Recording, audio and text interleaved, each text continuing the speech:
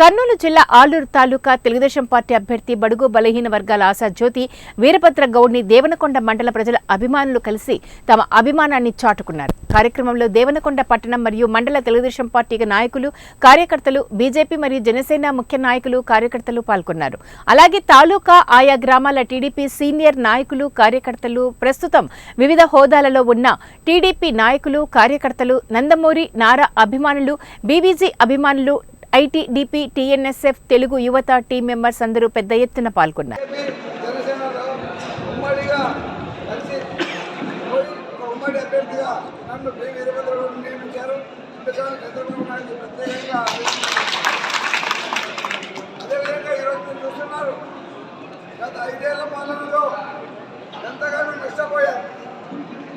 పరిపాలన ఎలా ఉంది?